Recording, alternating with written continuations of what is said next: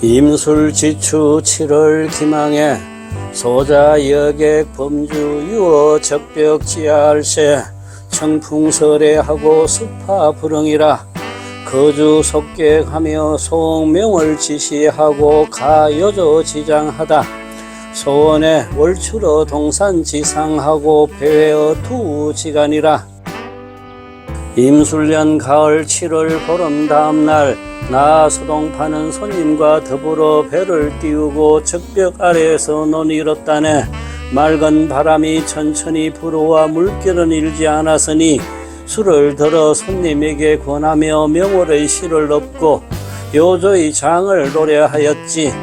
잠시 후 동력 3위로 달이 떠올라 두성과 견우성 사이를 배회하였다네. 여기 동파 적벽입니다. 소동파 적벽부가 씌어진 자리, 그 현장에 왔습니다. 자, 오늘 여기에서 잠깐 소동파 이야기를 하면서 마실 술은 무릉주입니다. 물론 여기 지금 호북성이고 이 술은 호남성 술입니다만은 실질적인 거리는 여기서 여기 무릉까지가 멀지가 않아요. 오, 병 예쁩니다. 무릉주, 네. 왕년의 국가명주, 한 번이라도 그 전국 주류 대회에서 1등상을 받으면은 병이나 과계, 충국 명주라고 표기할 수 있는 그것을 우리는 국가명주 제도라 그럽니다. 그런데 호남성에서 유일한 국가명주는 이 무릉주 하나입니다. 무릉도원이란 말을 많이 쓰죠. 그래서 무릉이라는 곳, 도화원이라는 곳이 중국 전역에 수도 없이 많습니다만, 네, 맞습니다. 그래도 사람들이 가장 많이 찾아가는 것이 이 무릉주가 나오는 호남성 무릉입니다. 거기 도화원 잘 꾸며놨어요. 한 맛을 봅시다. 벌써 냄새가 바람 때문에 맞았어. 근데 독한 것 같은데 냄새는? 46도입니다. 네네.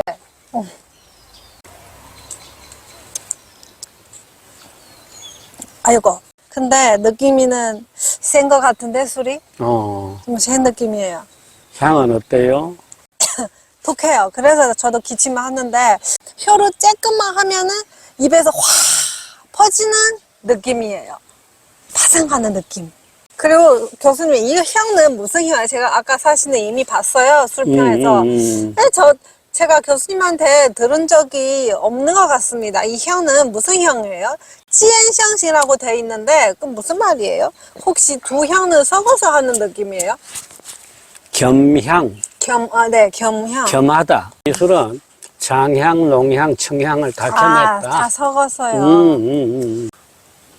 내가 마셔보니까 우리 왕라오스가 싫어하는 이유를 좀 알 것 같아요.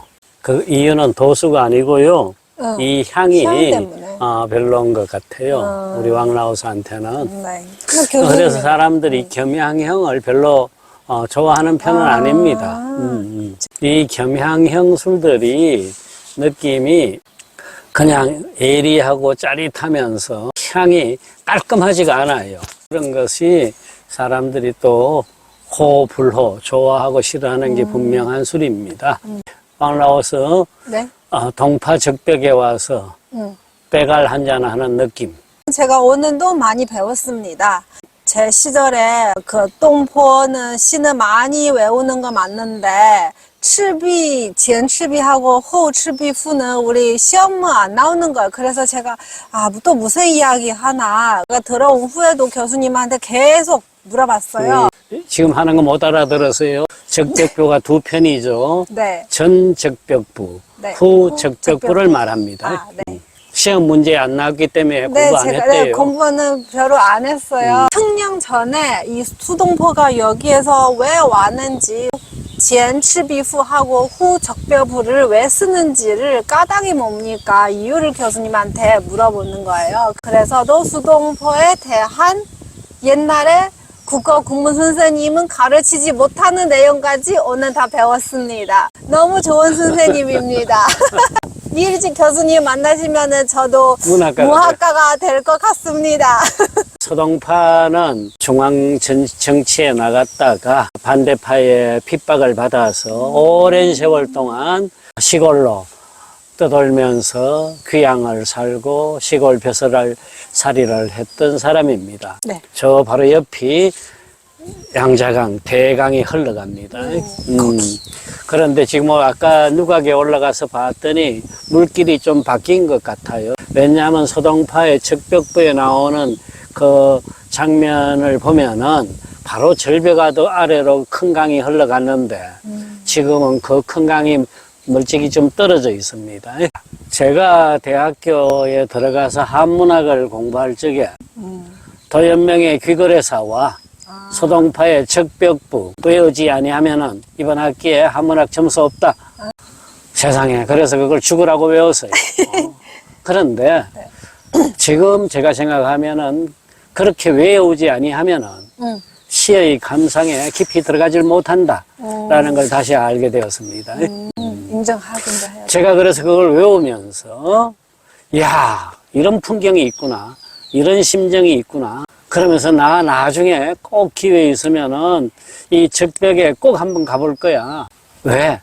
서동파가 어떤 심정으로 이런 시를 왜 지었을까? 저도 동감해요. 네, 알고 싶습니다. 50몇 년 만에 이루어졌어요. 그래서 저한테는 감개가 큽니다. 네, 저도 좋습니다. 그래서 절로 술이 들어갑니다. 네. 근데 아까 교수님 적벽부를 보면서 교수님 읽는 거, 그 한국 사람은 읽은 거 하고, 읽은 방식하고, 우리는 이거 방식이 완전히 달라요. 근데 교수님이도 한국식으로 이렇게 읽어보는 거 싶으니까, 저도 너무 갑자기 빠졌어요.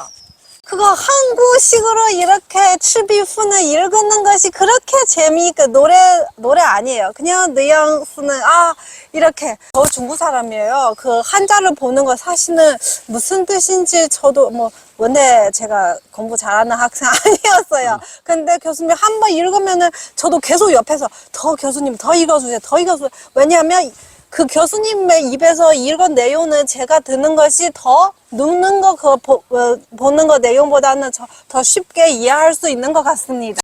지금요, 네. 우리 왕라오스가 중요한 이야기를 했어요. 무슨 얘기냐 하면은요, 저 똑같은 한자예요. 네. 그런데 저걸 현대 중국식으로 읽는 발음, 그 다음에 한국 사람들이 한자를 한국식으로 읽는 발음. 네네.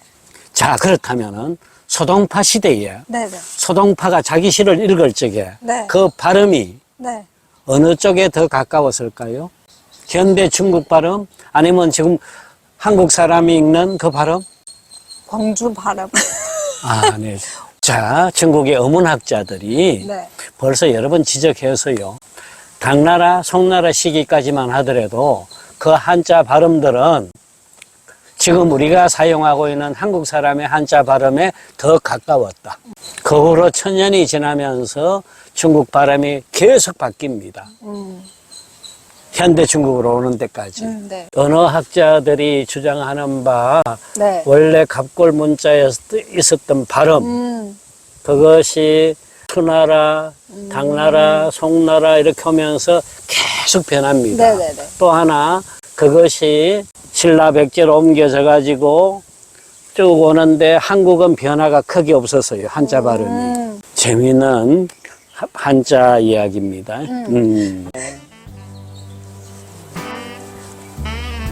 清风徐来，水波不兴。举酒属客，诵明月之诗，歌窈窕之章。少焉，月出于东山之上，徘徊于斗牛之间。众一苇之所如，凌万顷之茫然。 호북성 동파 적벽에서 마셨던 무릉주입니다. 무릉주. 이 술은 앞에서 밝혔듯이 겸향형 술입니다. 그런데 예전에 잘 나가던 그 전성기에 무릉주는 장향형 술이었습니다. 그래서 흔히 그 시절에는 북쪽의 마오타이, 라는 미칭까지 얻고 그랬습니다. 이전 시대 중국 명주의 타이틀을 달던 당시에도 무릉주는 장향형 술이었습니다. 89년에 국가명주로 등극했다 그랬죠. 그래서 93년까지 그때가 이 무릉주의 전성기였습니다. 술이 없어서 못 팔 정도였어요. 그리고 94년도 전국 백주업기에 퇴인설이가 내립니다. 아무튼 94년도부터 이 백주시장의 위기를 타개하는 술로 등장했던 것이 바로 농향백주였습니다. 그 우두머리가 바로 오량액이었어요. 오량액이 전국 백주시장 중에서도 농향 세계에서 용머리로 부상할 수 있었던 시기가 바로 94년입니다. 이렇게 해서 모든 술회사들이 농향 체제로 막 바뀌어 나갈 적에 이 무릉주도 시세의 흐름을 탑니다. 장향을 계속 고집했다간 우리 술 망하겠구나 해서 농향으로 말을 바꿔 탑니다. 이것이 무릉주 술회사 김영진의 최대의 실책이었습니다. 아무리 시장이 좁아졌다 해도 장향 백주 시장은 그대로 존속하고 있었어요.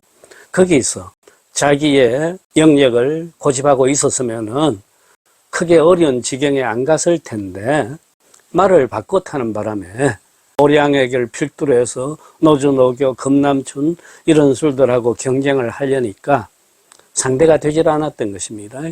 이후부터 무릉주는 끝없는 나락의 길로 빠져들었어요. 하여 마침내 생산 정지 위기까지 오게 됩니다. 이후 이 무릉주를 인수해서 다시 살려보겠다라는 술회사들이 여러 나타났습니다. 그 첫 번째가 호남성의 맹주라고 하는 주기주 있죠. 상천주업입니다. 그 주기주가 먼저 이 무릉주를 인수했어요.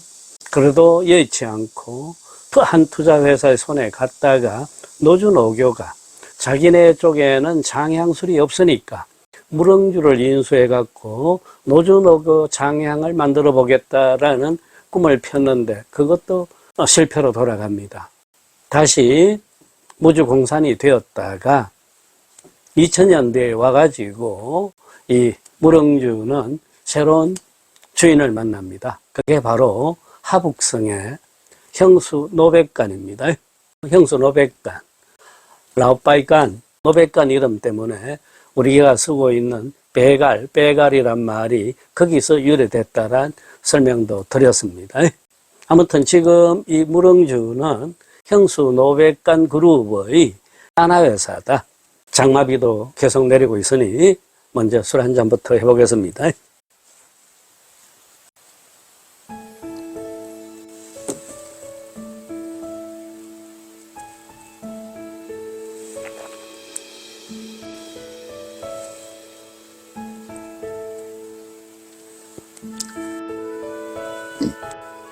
그런데 앞장면에서 이 술을 제가 겸향형이라 그랬죠. 네. 지금 제가 들고 있는 이 작은 병의 무릉주는 겸향형입니다. 원래 이 장향형이었던 술이 농향으로 말을 바꿔 탔다가 지금 현재는 세 개의 큰 생산 라인을 가집니다. 하나는 원래 장향 그대로, 둘째 농향, 그리고 셋째 겸향입니다. 이 무릉주 겸향형 술은 청향, 농향, 장향을 다 겸하고 있다 그럽니다. 앞서 말했듯이 이 중국 백주 시장에서 겸향 판도는 아주 좁아요. 그 좁은 시장에서 호북성 출신의 겸향술들이 치열한 경쟁을 벌이고 있다고 보면 되겠습니다. 이 무릉주 술회사는 호남성 상덕시에 있습니다. 호남성의 성도가 창사죠. 거기서 서북쪽으로 한 2시간 거리 올라가면 만나는 도시입니다. 상덕, 중국식으로는 창덕입니다. 창덕시 구역 내에 무릉산이라고 있습니다. 그 무릉산 상기슭에 도화원이라고 지금 이 시에서 엄청난 투자를 해서 꾸며놓은 관광지가 있습니다. 거기가 바로 무릉도원이다. 이런 뜻입니다. 수만 그루의 복숭아 나무를 심어갖고 봄철이면 장관을 이룹니다. 이 도화원에서 서쪽으로 한 70km 더 가면은 바로 장가게입니다. 지금도 그 도화원에 가면은 옛날 술집 하나가 복원되어서 꾸며져 있습니다. 간판도 최노파 술집입니다. 그 예전 옛날부터 여기에 최노파 주막이 하나 있었다 그럽니다. 그런데 어느 날부터 웬 거지 노인이 와가지고 술 좀 드시오 그럽니다. 그래서 노파가 군소리 안 하고 술을 대접했고, 거지 노인이 49일 동안 그렇게 와서 술을 얻어먹고는 마지막 날 술값 치르겠소 하고는 뭐가 필요하오? 그래서 최노파가 우리 집에 우물이 없습니다 했더니 지팡이로 땅을 툭툭 쳐서 쇠물을 분출시켰다. 그게 최노파 우물이고 지금도 그것이 도원에 있습니다. 그 쇠물이 기가 막히게 맛있었기 때문에 이후부터 그 쇠물로 빚은 술이 날개 달린 듯이 팔려나갔다. 그제서 또 최노파는 그 거지 노인이 신선 장어백이었구나라는 걸 알게 됐다 하는 그런 전설이 있습니다. 황학루의 잔이라는 신선 이야기하고 아주 흡사하죠. 그 복원된 술집 앞에 큰 돌비석이 하나 있는데 뒷면에 시 한 편이 적혀져 있습니다. 그게 바로 술 취한 신선 장어백이 마지막 떠나면서 써놓은 식구라 그럽니다. 무릉산 기슭에 최노파 술집이 있다네. 이는 세상 어디에 다시 없고 천상에만 있는 것이라네. 남쪽에서 온 도사가 한말 술을 마시고는 취해서 흰구름 속에 누웠다네 하는 그런 멋있는 시가 적혀 있습니다. 오늘 다시 마시니까 이 겸향이지만은 무릉주가 저한테는 꽤 상쾌하게 다가옵니다. 가볍고 경쾌하고 목넘김이 부드럽습니다. 그리고 뒤늦게 단맛이 입안에 남으면서 그 짙은 농향이 길게 퍼져주는 그런 느낌입니다. 한때 이 무릉주가 잘 나갈 적에는 당시에 잘 나가던 중국의 장향 배갈들이 있죠. 대표적인 것이 머타이, 모태주요, 그 다음 낭주였습니다. 그럴 적에 이 무릉주 쪽에서는 자기네 술까지 같이 집어넣어 갖고 중국을 대표하는 3대 장향 백주라 그랬습니다. 그래서 앞글자를 따와 가지고 모무랑이라고도 불렀습니다. 모, 모태주, 무, 무릉주, 랑, 랑주입니다. 다 꿈같은 옛날 이야기입니다. 빗소리 들으면서 무릉주를 마시다 보니 또 그 동파 적벽이 떠오릅니다. 호북성 황강시입니다. 옛날에는 황주라고 했어요.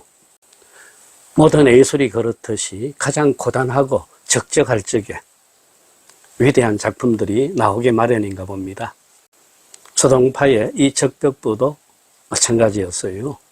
중앙에서 쫓겨난 소동파가 항주에 배설을 하다가 또 탄핵을 받아가지고 귀양초로 옮긴 데가 바로 이 황주, 오늘날 황강이었습니다.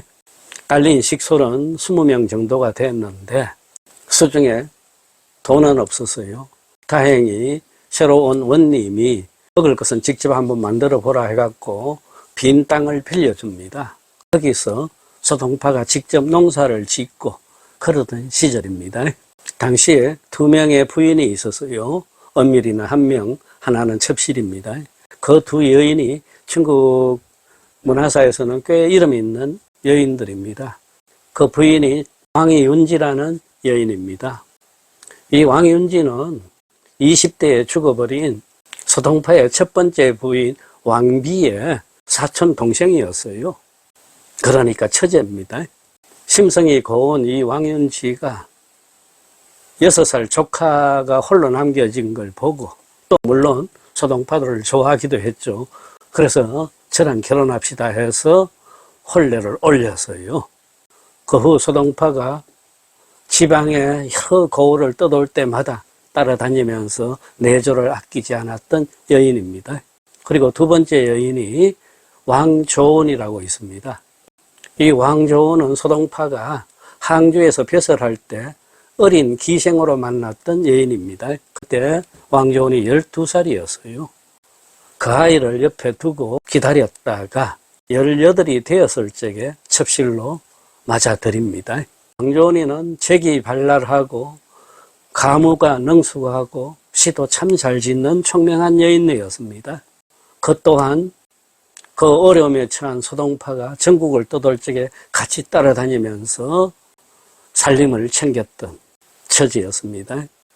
두 여인네가 한 집에 같이 있으니까 싸우지 않았을까? 그렇지 않았다 그럽니다. 워낙 너그러운 이 본처 왕이윤지가 자기가 먼저 더 이 왕조원회를 아끼고 받아들였다 그럽니다.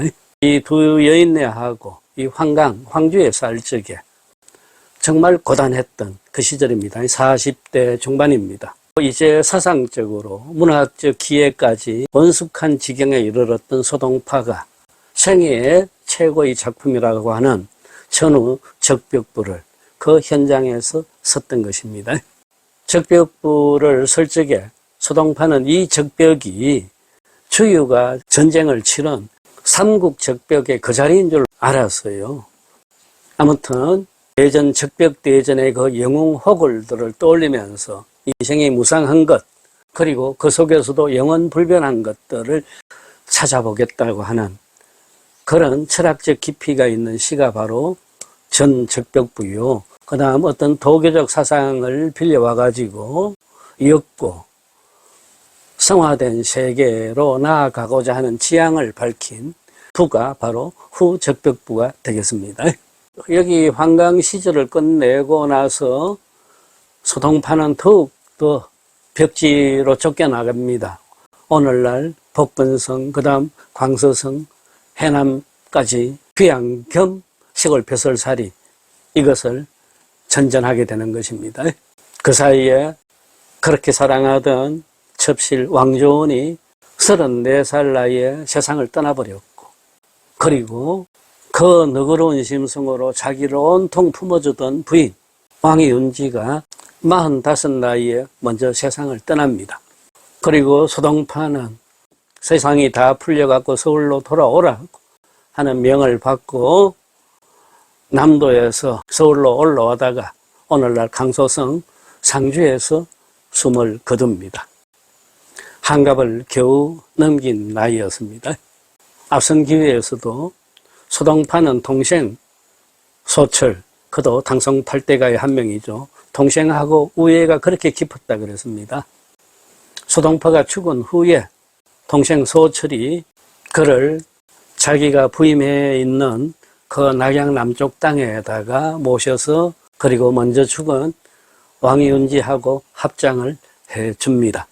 그동안 이 소철은 이 왕이윤지의 시신을 관에 넣은 채로 교회에 절간에서 따로 모셔두었습니다. 행하고 합장을 시키기 위해 가지고. 소동파의 일대기를 보면은 빠질 수 없는 것이 첫째 문학이요, 둘째 술이요, 셋째 여인이었습니다. 이 셋이 하나 되어 어우러지는 자리에 소동파의 생애가 있었고 거의 철학과 사상이 꽃을 피웠다고 볼 수 있겠습니다. 저의 전국 술 이야기를 사랑해 주시는 술꾼분들도 또 기회 되시면은 황강에 있는 동파적벽은 꼭 한번 찾아가 보시라. 그리고 그 숲에서 갖고 간 빼갈 한 장 들이키면서 적벽부 한두 구절이라도 읊어보시면 어떨까 이런 생각을 해봅니다.